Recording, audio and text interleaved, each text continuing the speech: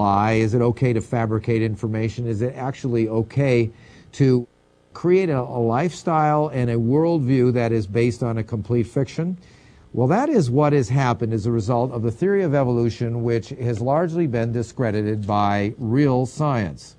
My name is Howard Davis, and welcome to Tomorrow Television, the program that gives you answers to the most important spiritual issues of our time and of our life.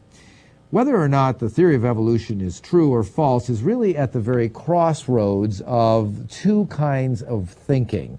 One is thinking accurately about the nature of the physical world, the physical universe, and the other one is the accurate thinking about spiritual issues beyond what you can touch, taste, and feel, where you have got to make decisions of the will, where you've got to decide what to love, to believe in, where you actually decide the ultimate purpose for your life. These things are really issues of the spirit.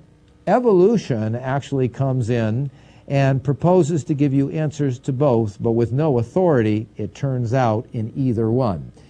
We're talking with a university instructor of chemistry, has hundreds of students at a major American university. His name is Arnold Mendez, and he teaches students to think accurately as scientists in the area of chemistry, but does not believe in evolution. I find that your point of view is very interesting. Therefore, thank you very much for coming with us on Tomorrow, Arnold. My pleasure. There is such a thing as an evolutionary lifestyle. I'm going to ask you, since you do believe that a God created the reality that we see both biologically and physically, why do you believe that evolution has created a split in America and really the world in an approach toward lifestyle issues?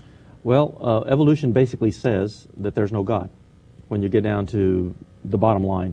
And if there is no God, then there is no authority. And if there is no authority, then you are free to do whatever you want. You become your own person. You can do whatever you want. There's no one to tell you what to do. Do your own thing. Now, let's take chemistry for a moment. Now, if you as an instructor tell young people that are 19 to 21 years old getting a degree in chemistry to just go into the lab and mix all the chemicals any old way they want and they'll be just fine, what would happen? There would be explosions. There would be all kinds of safety problems. There would be death and maiming because you can't do that. You have to follow certain guidelines and certain rules.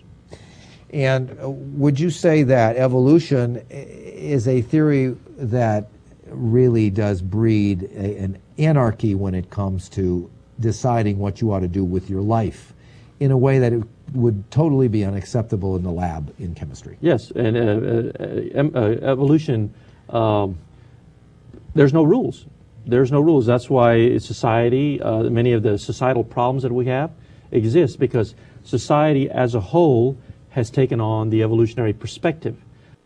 If you're told that you're an animal long enough, after a while you start acting like one, and you will start believing that there's no absolutes. If I got here because of a bunch of chance lucky mutations with no guidance and no direction from any higher being or higher authority, then I'm free to do whatever I want. Now, that is comforting to some people. Some people like to be able to do what they want, but in the end, the consequences are terrible. There are no absolutes from an evolutionary standpoint.